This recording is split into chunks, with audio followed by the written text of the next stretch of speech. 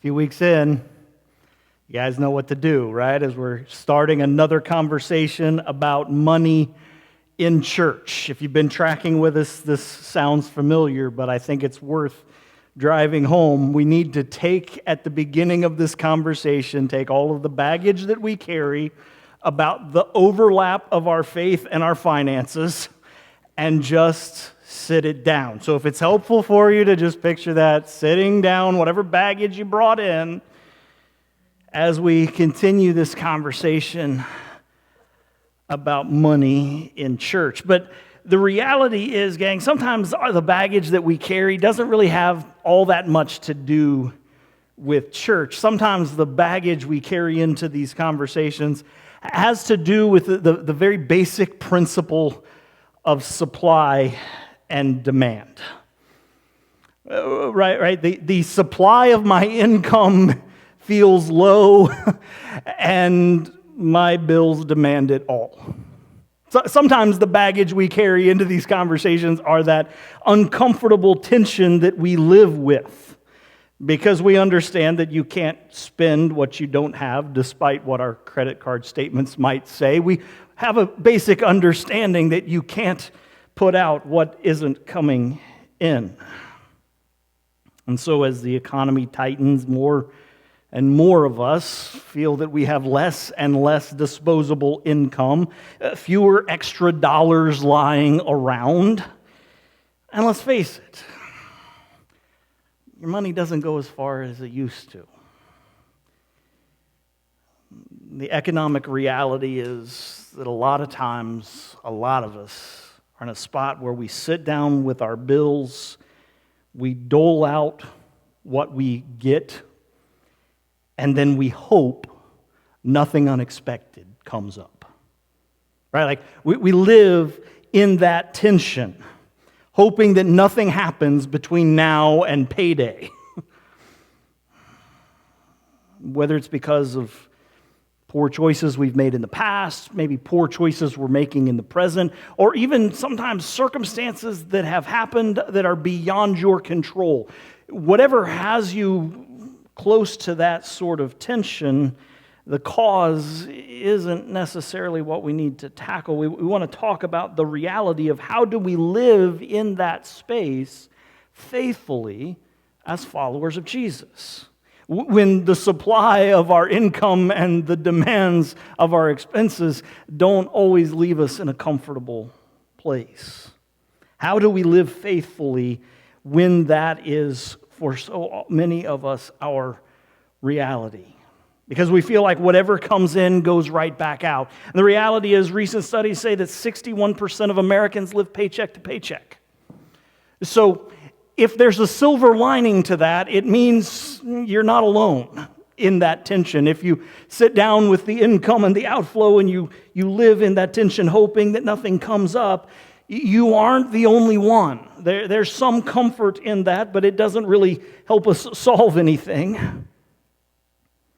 And of course, there's a little bit of a chicken and egg scenario going on here, right? Like, do we have debt because we live paycheck to paycheck, or do we live paycheck to paycheck because we have debt? The two conversations can kind of go hand in hand. But regardless, when things come up, when emergencies happen, oftentimes the little strip of plastic that we carry in our pocket comes to our rescue, and soon we find ourselves feeling trapped, feeling stressed, and ultimately feeling unable to live as generously as we wish we could. Now, I want to say right here at the outset, gang, like I'm in this boat with you, okay? So please don't hear me talking about these things as if I've got this figured out, okay?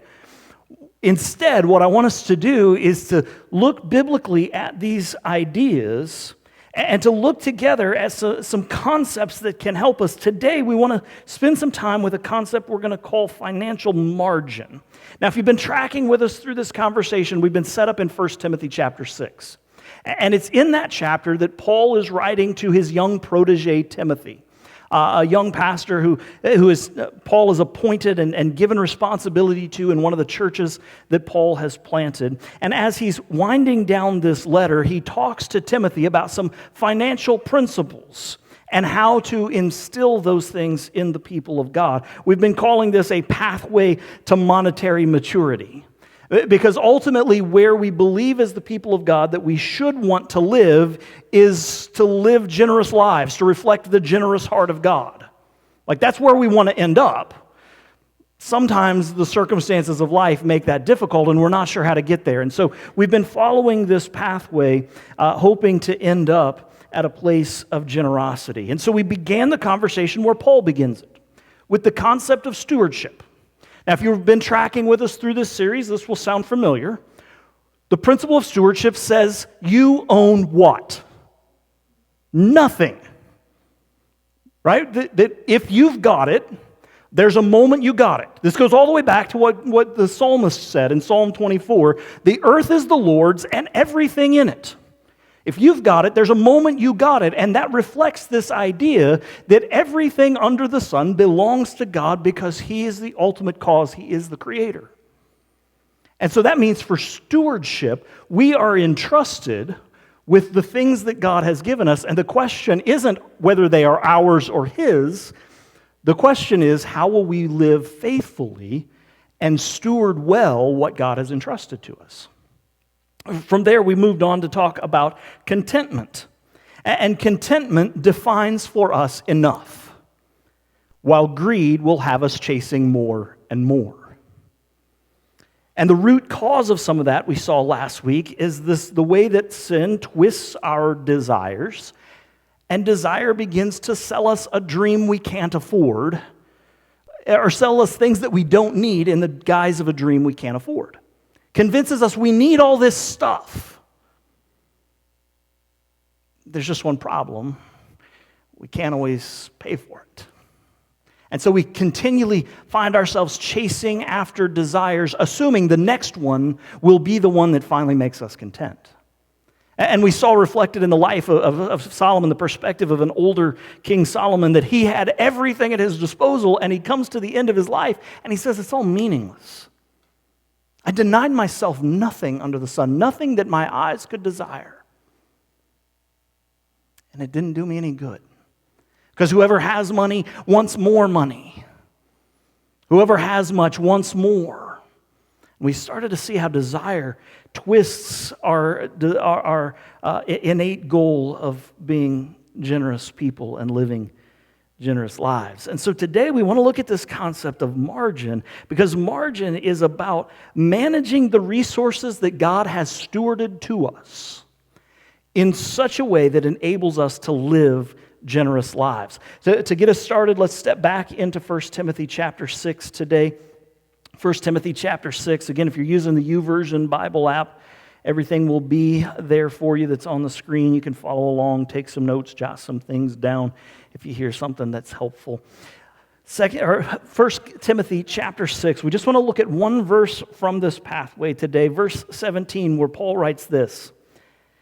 Command those who are rich in this present world not to be arrogant, nor to put their hope in wealth, which is so uncertain, but to put their hope in God, who richly provides us with everything for our enjoyment. Command those who are rich in this world not to be arrogant and not to put their hope in wealth. Okay, right off the bat, that tells us a couple of things. It tells us that it is not inherently out of bounds to be a follower of Jesus and be rich in this present world. Those things are not mutually exclusive. The question is, how will you live generously with what has been entrusted to you, whether it is a lot or whether it is a little? If we were with us at the beginning of this conversation, I shared some statistics with you that kind of put some things into perspective and helped us realize that just by virtue of living in the United States on a global scale, all of us are rich in this present world. Right? When we stop to think about the realities of the world around us, the realities in our own community, the reality is most of us would qualify as rich in this present world. And so if that is true, how do we live in such a way that we don't put our hope in what we have? That's the question that is before us today, and I think the answer is really unorthodox. It's kind of backwards from what we would expect, and I want to show you what I mean by that. And we see it reflected in the life of a woman we meet in the Old Testament. So let's jump over to 2 Kings chapter 4. 2 Kings chapter 4, we meet a woman here whose life displays some things that will help us understand this principle of margin. We find this in 2 Kings chapter 4, starting in verse number 1. The wife of a man from a company of the prophets cried out to Elisha. Now, Elisha is kind of the head of the prophets. He's the successor to Elijah before him. This woman whose husband was one of the prophets cries out to Elisha and says, "Your servant, my husband, is dead, and you know that he revered the Lord. But now his creditor is coming to take my 2 boys as his slaves." Elisha replied to her, "How can I help you? Tell me, what do you have in your house?" "Your servant has nothing there at all," she said, "except just a little oil." Elisha said, "Go around and ask all your neighbors for empty jars. Don't ask for just a few. Then go inside, shut the door behind you and your sons. Pour oil into all the jars, and as each is filled, put it to one side." So she left him, and afterwards shut the door behind her and her sons. And they brought the jars to her, and she kept pouring. And when all the jars were full, she said to her son, "Bring me another one." But he replied, "There's not a jar left." And then the oil stopped flowing. She went and told the man of God, and he said, "Go, sell the oil, pay your debts. You and your sons can live off of what is left." So, a well-known story if you're familiar with the life of Elisha, the storyline of the Old Testament. You may have encountered this story before. But what we have here is a woman who I think would be very much at home in middle-class America. Okay, if you'll follow me here, she's living paycheck to paycheck with very little excess. She has a little bit more debt than she and her family would like. And they're getting by. They're managing to make it. But they're one emergency away from crisis. Okay, so given everything we know about the current realities of our world, that rings true for a lot of people, probably in the room, and if not, then people you know. This woman would seemingly fit right in. The family credit cards are maxed out. Savings are all but gone. They're hanging on by a financial thread. And then catastrophe hits. Her husband, who we have to presume is the primary breadwinner in the family, dies unexpectedly. And now, with no income, their creditors begin breathing down her neck.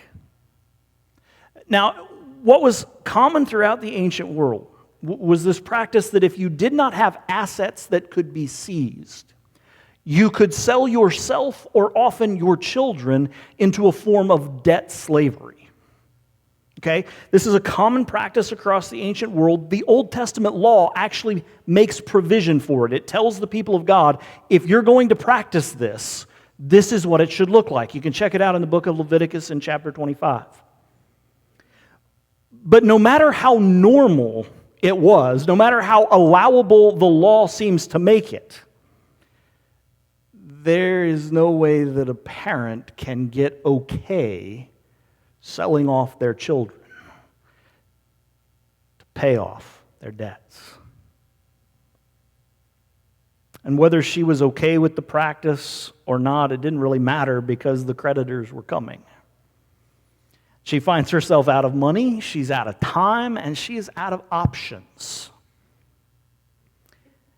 And so she does what we often do when we find ourselves in those kinds of circumstances.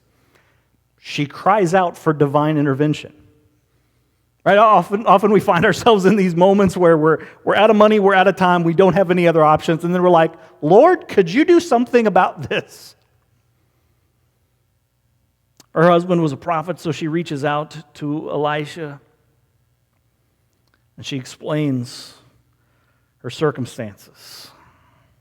She tells what has happened. She's at her wit's end. She says, I don't know what else to do. I don't know where else to turn. All I know is they are coming for my children. And Elisha gives her some instructions. He asks her, what do you have? And she's like, I got nothing. And she's like, well, I got a little bit of oil. Which fits in with most of the way we feel a lot of times, right? Like, I got nothing. Well, do we really have nothing? Probably not. But it often feels that way. She says, I don't have anything, just a little bit of oil, and then what can I do with that? And so he says, here's what I want you to do. I want you to go to all of your neighbors, and I want you to ask them for jars. Go borrow their Tupperware. Don't just get a few. Don't just go to one house. Ask whoever. And this is not a time for her to be embarrassed. This is not a time for her to protect her pride. The creditors are coming to take her sons. And so she follows his instructions. She gathers all the jars. So now what? He says, okay, lock the door behind you and begin pouring the little bit of oil you have into the jars. And as the story unfolds, she fills one jar, and she's like, I had more oil than I thought. And they bring her another jar, and they fill it, and another, and another, and another, and another, until all of the oil has been poured into all of the jars. And she goes back to the prophet, and he says, okay, take the excess, sell it, live on what's left over.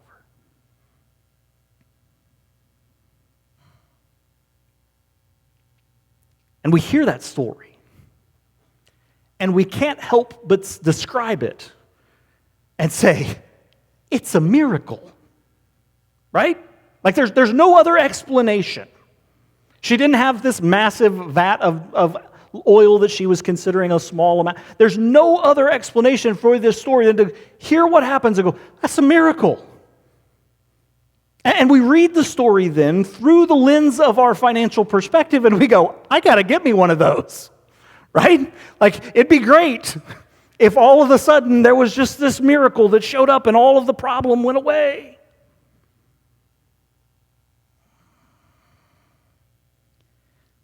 Because we often feel like without a miracle, we don't have a hope. We don't have a way through. We're never going to make it. So is that the answer? Is that how we are to think that we should not trust in money? Is that our strategy? Just sit back and hope for a miracle. See, the thing about miracles, and I don't know if you know this, but miracles are exceptions to the rule, right? That's a pretty profound statement. It's like mind's blown, right? Miracles are not commonplace. Like, we think of them scattered throughout Scripture, and we're like, God's doing all this amazing stuff all the time, and He is. He parts the Red Sea. How many times did He do that? One. Well, then He parted the water so they could cross the Jordan. Okay, yeah. Okay, 2. We'll go 2. In the entire history of God's relationship with His people, He parts waters twice so that they can pass through. Miracles are miracles precisely because they're out of the ordinary. They don't happen all the time. They happen because God exists outside the laws of nature because He wrote the laws of nature. But Scripture, experience, Christian tradition all tell us that far more often God operates within the confines of the rules He has set in place. There are moments, there are times when He steps outside of those and performs a miraculous intervention. But they are the exception, not the rule. And so what that means is that maybe, just maybe, banking on a financial miracle is not our best financial planning strategy. Is that fair to say? That should not be our plan. Like, we'll take it if it happens, we'll give God the glory for it, but we can't just sit back and say, that's the plan, I'm just going to, if everything falls apart, okay, Lord, now it's on you. That shouldn't be our strategy. That can't be our default mode. And that's where this principle of margin begins to come in. It's there in the teaching notes. If you want to jot some things down, we'll have it on the screen for you here. Financial margin no longer requires a monetary miracle. This principle of financial margin, rooted in the idea of commanding those who are rich in this world not to trust in wealth. Financial margin no longer requires a monetary miracle. So what is margin? Let's just set money conversations aside. What's margin? Margin is blank space. Right, if you read a book, there's that little border around the words with nothing printed in it. What is that? It's the margin. In your notebook, there's the section around the page where you don't write, at least typically. What is that? It's the margin. Right? So margin is simply blank space. Margin is the blank space on a page. It's the blank space in our schedules. Margin is space that's not already taken up. Okay? Just generally speaking. But here's the difficulty, though. The pace of our lives have convinced us that margin is a luxury, when in reality it is a necessity. If we think in terms of time, God hardwires margin into creation when He blesses the seventh day and calls it holy. Blank space where God says, this is where I plan to work. Rest. Okay, so God wires this idea of blank space into the world that He has made. And the same can be said for our finances. It creates space for God. Space for God to do what we don't know God wants to do yet. This is money that's not earmarked before you get it. It's excess. It's extra. It's available for God to do with His stuff that He has entrusted to you as He sees fit. Make sense? We tracking so far? The trouble is, we don't do margin well in our culture. And it's not just about financial margin. We just don't do margin well, right? If you have an appointment at 1:30 that is supposed to last for an hour, and you have another appointment that is 30 minutes away from the place of first appointment, how many of us will go, well, 3 o'clock is the best time for that appointment? And some of us will go, I think I can make it by 2:45. Right? We don't do margin well. We don't deal well with blank space. So we think, all right, an hour meeting, 30 minutes travel, boom, 3 o'clock. But you've got no space for the unexpected, no traffic, no detours, no road construction, good luck.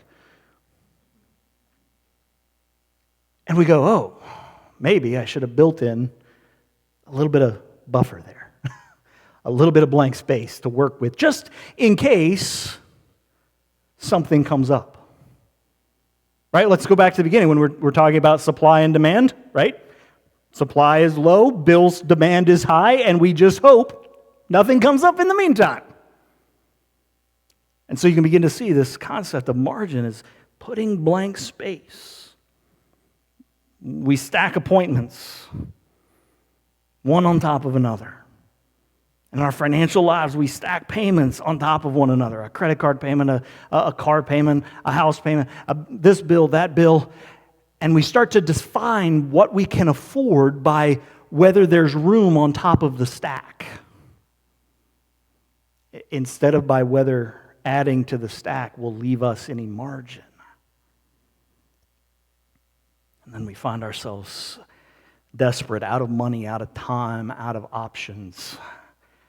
And we're left hoping for a miracle.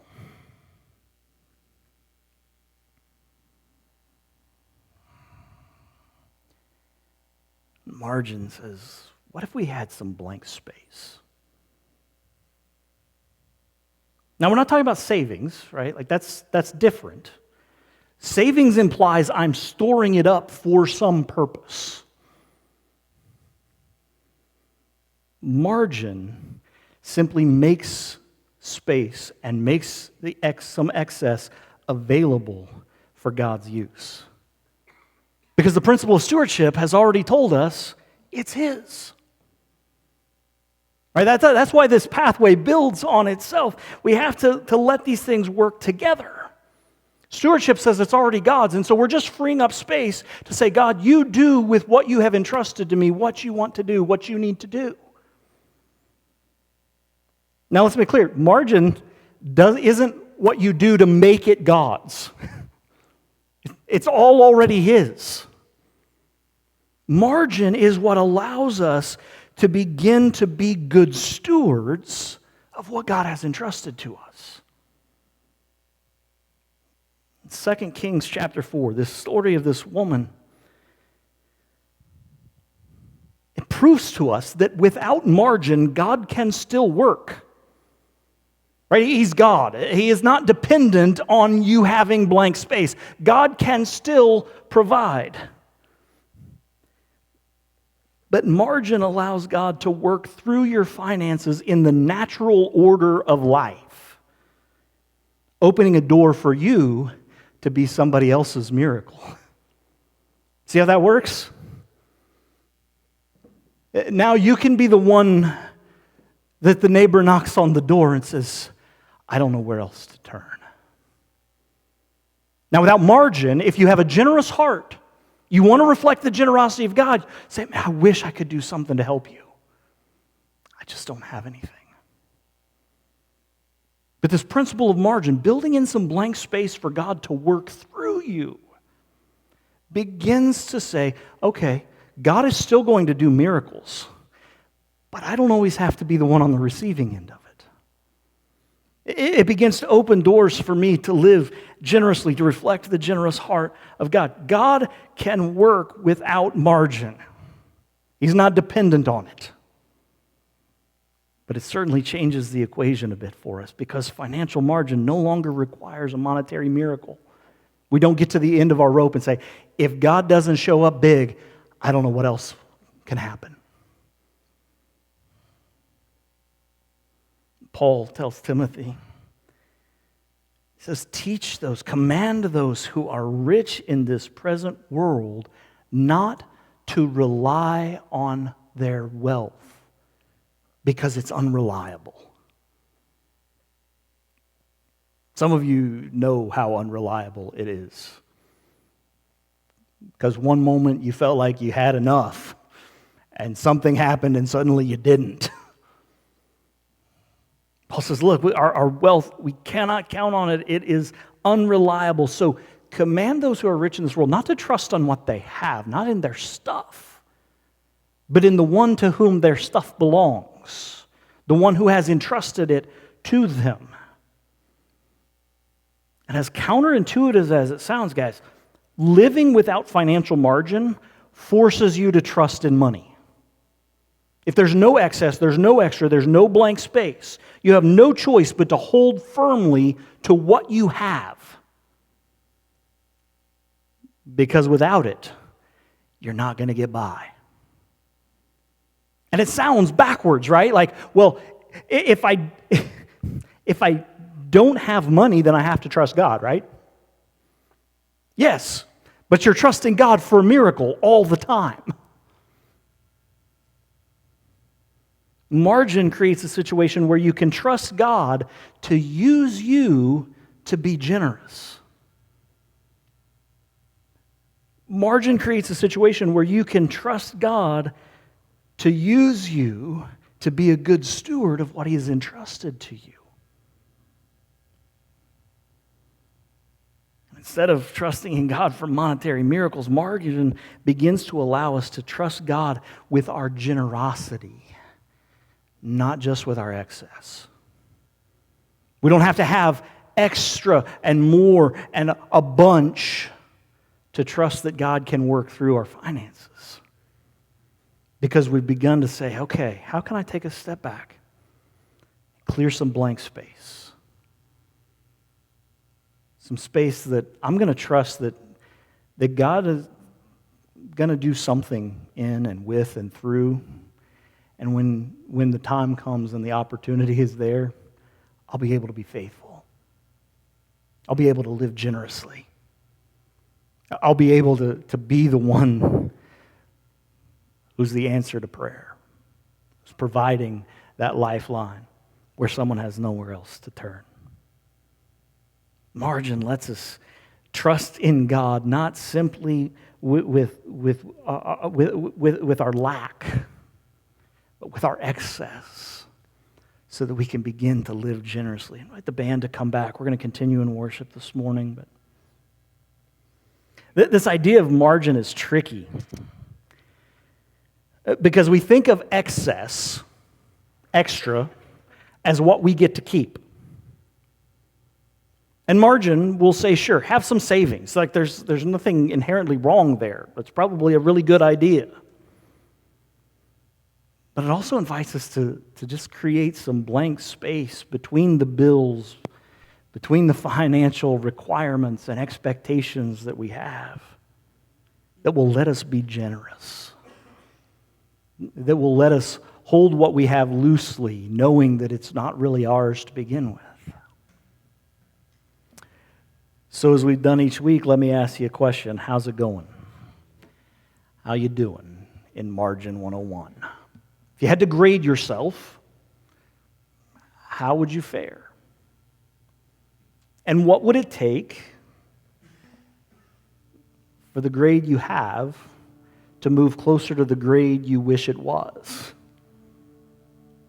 What are some things that you can do to create some blank space that will allow you to live generously? What's the next step? Write it down. Make a plan so that you don't put your hope in wealth, in what you have, because it's uncertain. But rather we live to put our hope and our trust in God who provides all we have for our enjoyment. Let me pray for us.